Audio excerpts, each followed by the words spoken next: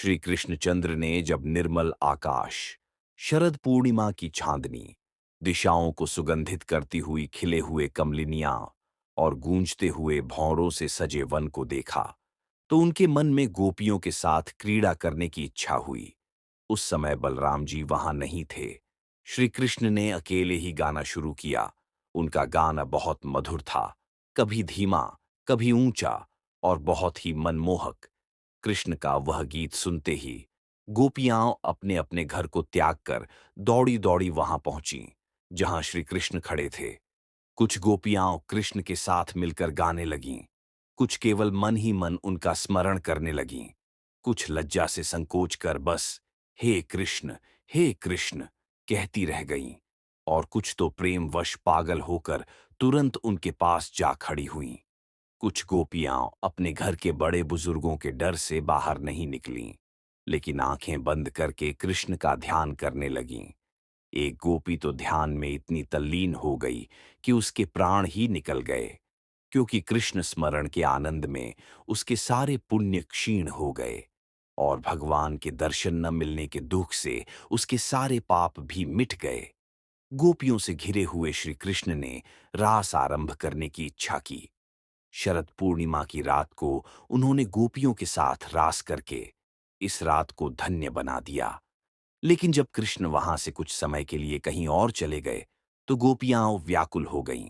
वे आपस में समूह बनाकर वृंदावन में घूमने लगीं और कृष्ण का रूप धारण करके उनकी लीलाओं की नकल करने लगीं। कोई गोपी कहती, मैं कृष्ण हूं, देखो मेरी चाल। दूसरी कहती, नहीं, मैं कृष्ण हूं, मेरा गाना सुनो। कोई गोपी भुजाएं नचाकर बोली, अरे कालिय नाग, मैं कृष्ण हूं, अब तुझे मार डालूंगी। और फिर कालिय मर्दन की लीला की नकल करने लगी। कोई गोपी बोली, अरे गोपगण, मैंने गोवर्धन पर्वत उठा लिया है, अब तुम लोग निश्चिंत होकर इसके नीचे आ जाओ। एक गोपी ने धेनुकासुर वध की लीला का अभिनय किया। इस प्रकार सब गोपियां कृष्ण की चेष्टाओं की नकल करती हुईं, हंसती गाती वृंदावन में घूमने लगीं। फिर एक गोपी ने कृष्ण के चरण चिन्ह देखे और सखियों से बोली, अरे देखो, यह ध्वजा, वज्र, अंकुश और कमल जैसे चिन्हों से सुशोभित चरण चिन्ह तो कृष्ण के ही हैं।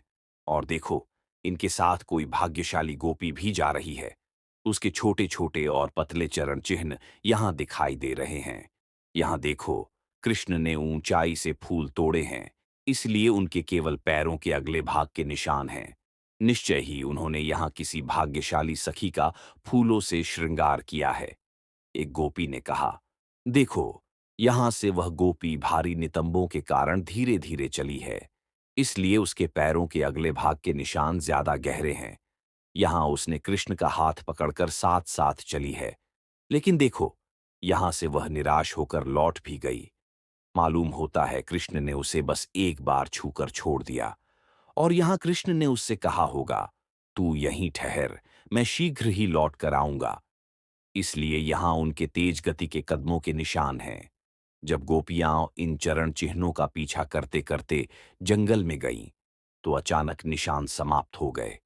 वहां चांदनी भी नहीं पहुंच पा रही थी। तब वे निराश होकर यमुना किनारे लौट आईं और बैठकर कृष्ण की लीलाएं गाने लगीं। तभी श्री कृष्ण वहां आ पहुंचे। गोपियां उन्हें देखकर आनंद से भर गईं। कोई गोपी तो हर्ष में बस कृष्ण कृष्ण कहती रह गई, कुछ न बोल सकी। कोई गोपी नाराजगी का अभिनय करने लगी और भ्रूभंगी बनाकर उन्हें देखने लगी। कोई गोपी कृष्ण को देखकर आंखें मूंद कर ध्यान करने लगी, जैसे योग में लीन हो।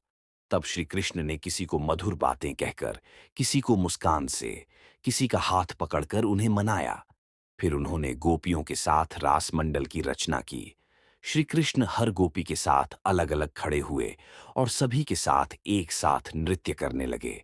उनके स्पर्श से गोपियों की आंखें आनंद से बंद हो गईं। रास क्रीड़ा शुरू हुई। गोपियों के कंगनों की झंकार गूंजने लगी। कृष्णचंद्र चांद, चांदनी और कुमुदिनियों पर आधारित गीत गा रहे थे, और गोपियां बार बार केवल उनका नाम गा रही थीं, कृष्ण कृष्ण। कोई गोपी नृत्य करते करते थक गई और अपनी भुजा डालकर कृष्ण का आलिंगन कर लिया। कोई गोपी उनके गीत की प्रशंसा करते करते उन्हें गले लगाकर चूमने लगी। कृष्ण की भुजाएं गोपियों के कपोलों, गालों से लगकर मानो ओस की बूंदें बिखेरने लगीं। गोपियां धन्य कृष्ण कहकर गान करती रहीं।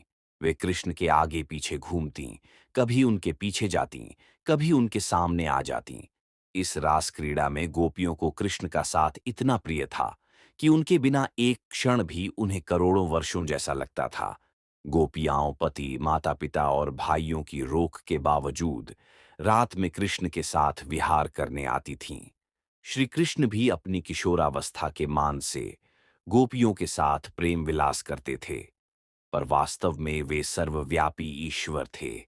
वे गोपियों में, उनके पतियों में और सब प्राणियों में आत्मा के समान व्याप्त थे।